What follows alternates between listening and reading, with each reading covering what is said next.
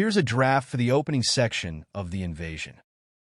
The village of Rathmore lay nestled in the shadow of the Blackspire Mountains, its cobblestone streets quiet save for the occasional creak of a weathered windmill. Evening had cast its amber hue over the fields, a fleeting moment of calm that masked the storm poised on the horizon. Isolde crouched low by the stream that cut through the town's outskirts, her hands deftly binding the herbs she'd gathered. The rhythm of her work was methodical, a practiced art that soothed her nerves. Yet tonight, unease gnawed at her. The sky was too still, the air too heavy. She tightened her grip on the bundle, her keen eyes darting toward the treeline. "You're late again," a voice interrupted.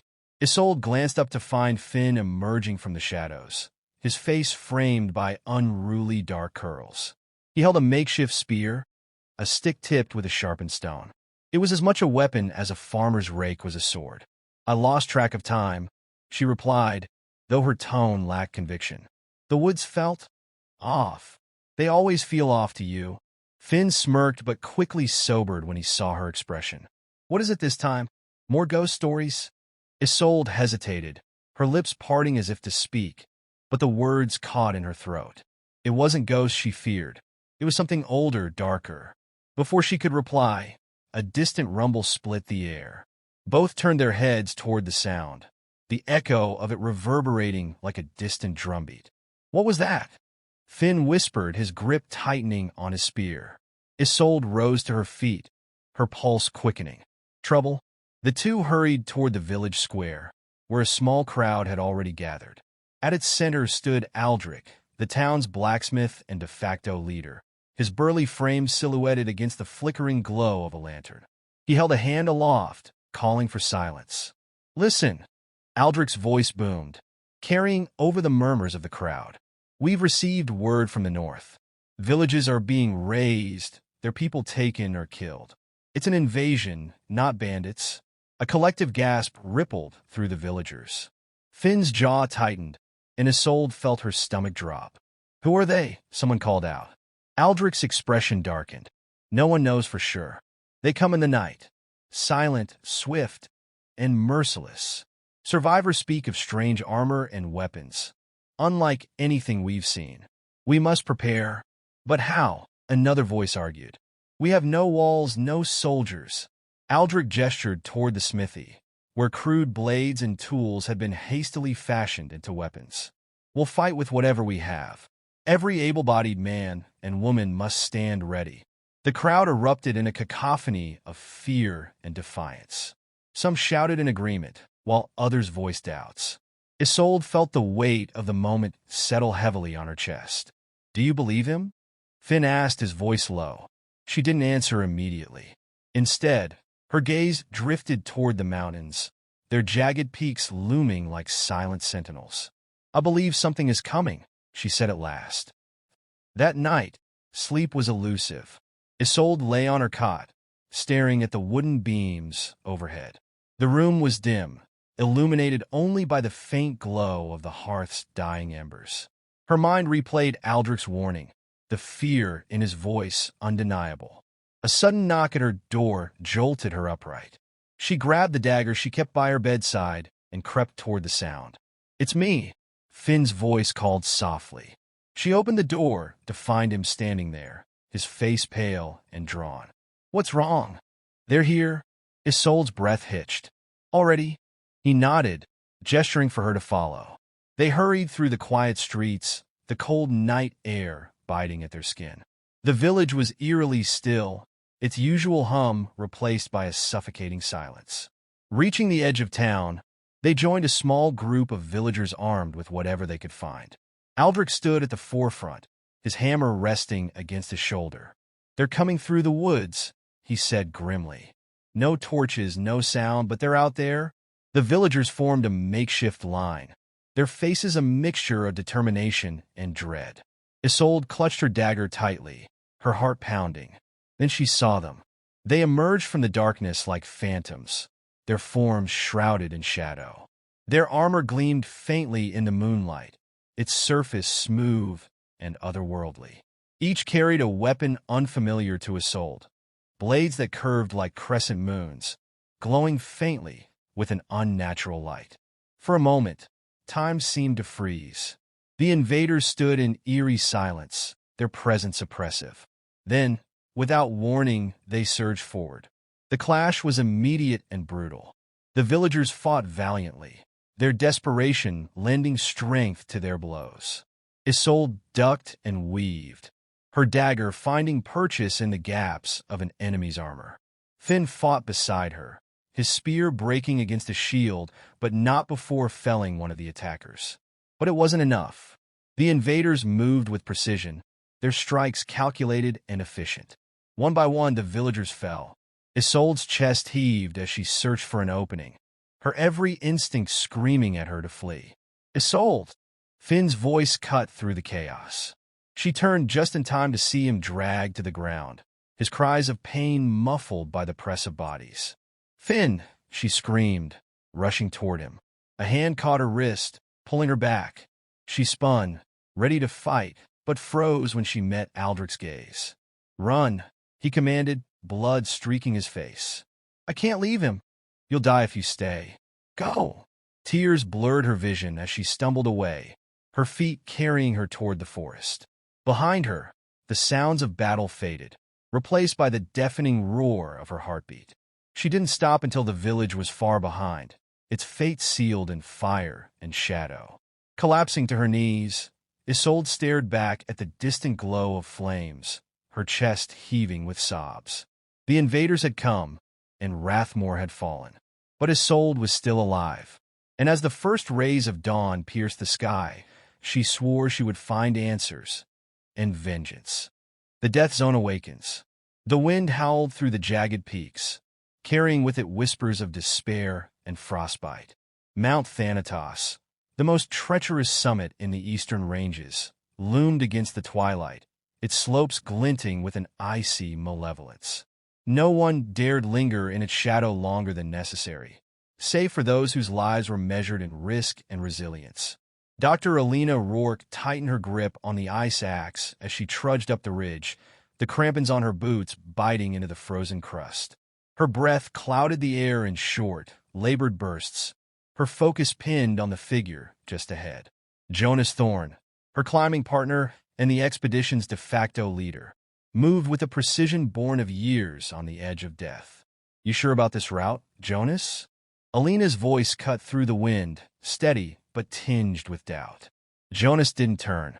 "If you've got a better idea, now's the time to share it." His tone was clipped, practical, but there was an edge that made her bristle. They were 2 days into a summit bid that most considered suicidal. The last known attempt to scale the peak had ended in tragedy, with no survivors and little left to recover. Rumors of the mountain's death zone had turned to legend, a place where even seasoned climbers lost their minds before their lives. Yet here they were, bound by necessity as much as ambition. Alina cast a glance behind her. Ewan Mercer, their photographer, struggled to keep pace, his pack conspicuously bulkier than theirs. He wasn't built for this, not really. His hands were made for lenses, not axes, but he'd insisted on documenting their climb. His reasons went unsaid, though Alina suspected they were tied to debts far beyond monetary ones. "Hold up!" Ewan called, his voice strained. "I need a minute." Jonas stopped reluctantly, planting his axe into the ice. "We don't have time for a break. Storm's moving in faster than the forecast." "It's always moving in faster," Ewan muttered, but he didn't argue further, dragging himself forward. Alina scanned the horizon, her scientist's mind cataloging every detail. The shifting clouds, the biting cold, the slight shimmer on the ice that hinted at instability. Her research on high-altitude hypoxia had brought her here, but nothing in her studies had prepared her for the oppressive weight of this place. It felt alive, like the mountain was watching, waiting for a misstep. "We need to hit Camp 2 before dark," Jonas said, breaking the silence. "If we're not sheltered by then, the temperature drop will." The crack of splitting ice interrupted him. It was faint at first, like glass fracturing under stress, but it grew louder, closer. Alina's heart raced as she scanned the ground beneath them. "Move!" Jonas barked, lunging forward. The crevasse opened with a roar, splitting the ridge in two. Ewan screamed as the ground beneath him crumbled, his body plunging into the void. Alina's instincts took over. She dropped to her knees, thrusting her axe into the ice and anchoring her line. "Ewan!" she shouted, her voice raw. Jonas was already at the edge, his gloved hands working quickly to secure the rope. The line went taut, quivering under Ewan's weight. "I've got him," Jonas grunted, his muscles straining as he began to haul Ewan up. Alina scrambled to assist, her adrenaline surging. When Ewan's frostbitten face finally emerged over the edge, his eyes wide with terror, she pulled him into a rough embrace. "Are you hurt?" she asked, scanning him for injuries. He shook his head, too shaken to speak. Jonas didn't wait for pleasantries. "We're exposed here. We need to move. Now." Ewan nodded weakly, and Alina helped him to his feet. She glanced at Jonas, catching the flicker of something in his expression. Was it fear? No, Jonas didn't do fear, but it was enough to unsettle her. The trio pushed forward, every step deliberate, every breath a battle. The mountain seemed to tighten its grip, the air growing thinner, the cold more vicious. By the time they reached the outcrop marking Camp 2, the sun had dipped below the horizon, leaving them in a world of shadow and snow. The tent flaps snapped in the wind as they crawled inside, their headlamps casting eerie light on the frost-lined fabric. Jonas lit the small stove, the hiss of the flame a fragile comfort. "We'll rest here," he said, unrolling his sleeping bag. 4 hours max. Then we push for the summit." "Push for the summit?" Alina repeated, incredulous. "After what just happened, we're not even acclimated yet. Ewan nearly died back there. And if we wait, we all die," Jonas snapped. His eyes burned with a mix of frustration and something darker. "This isn't a discussion. The longer we're up here, the worse it gets." Alina bit back a retort, knowing he wasn't entirely wrong. Still, her unease deepened. She couldn't shake the sense that Jonas was hiding something, some reason why he was so desperate to reach the peak. Ewan, huddled in his sleeping bag, spoke up, his voice barely audible. "It's not just the mountain, is it?" Jonas froze, his jaw tightening. "What are you talking about?" Alina asked, her gaze flicking between them. Ewan hesitated, then reached into his pack, pulling out a weathered notebook. "This belonged to one of the climbers from the last expedition. I found it at the base camp." Alina took the notebook, her fingers brushing the brittle pages. The entries were erratic, the handwriting deteriorating with each passing day. One phrase repeated itself, scrawled in increasingly frantic strokes. "The mountain knows." Jonas snatched the notebook from her hands, his face a mask of anger. "This is nonsense. Superstitious garbage. Then why does it bother you so much?" Alina challenged, her voice rising. Jonas didn't answer.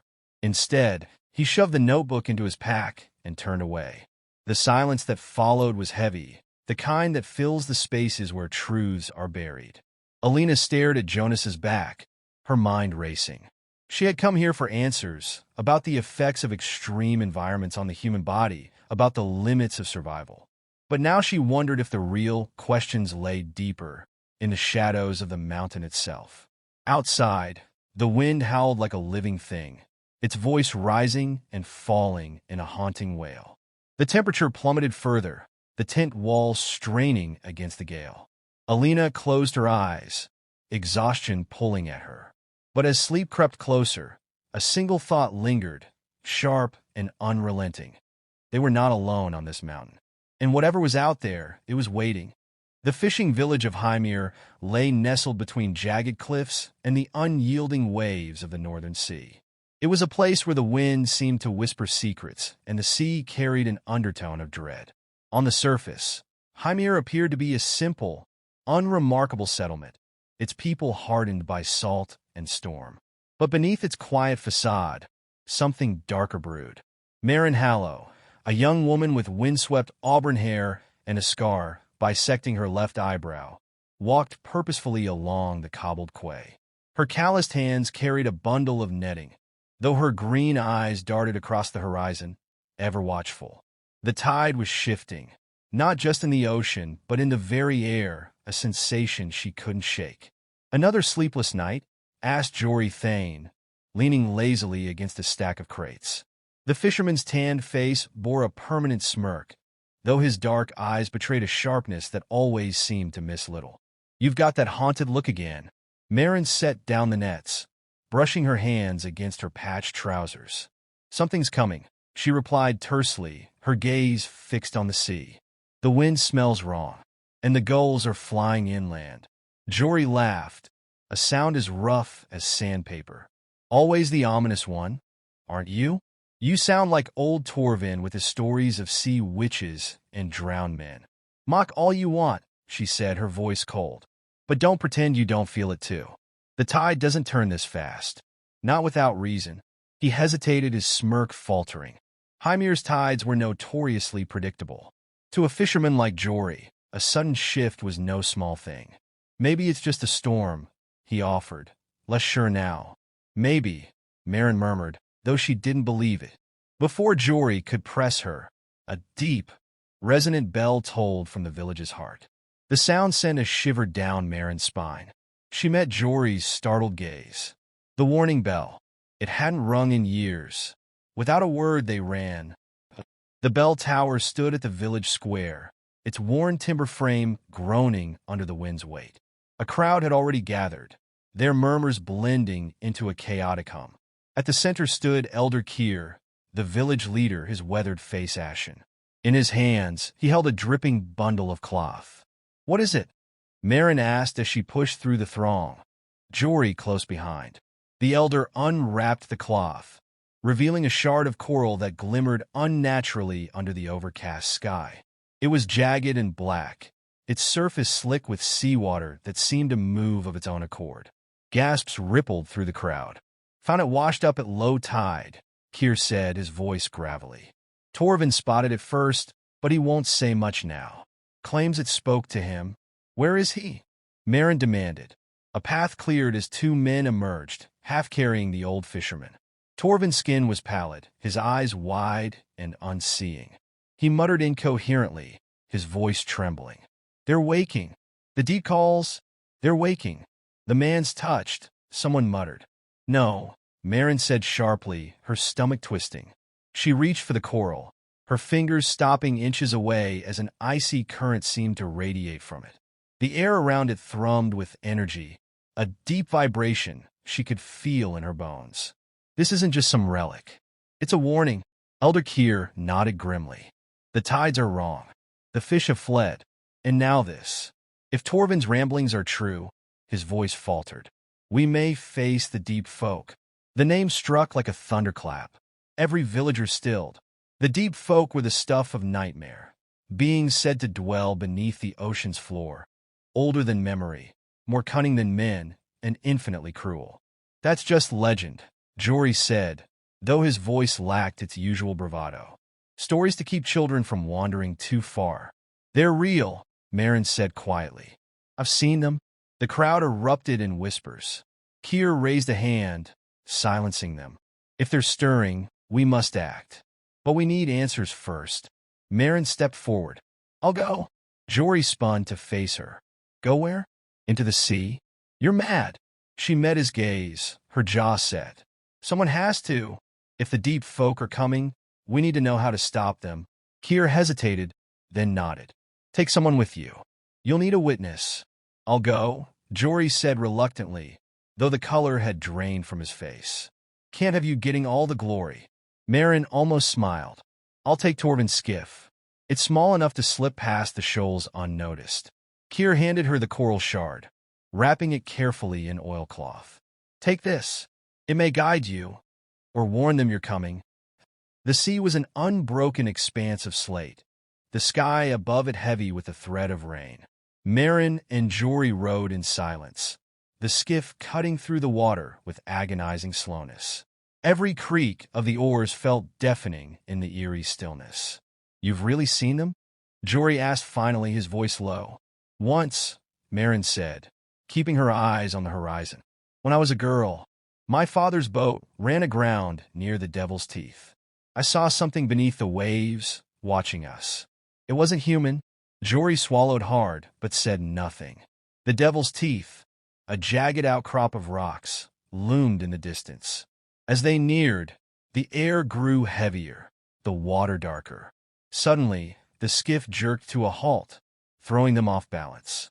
Marin grabbed the edge, her breath catching as she looked down.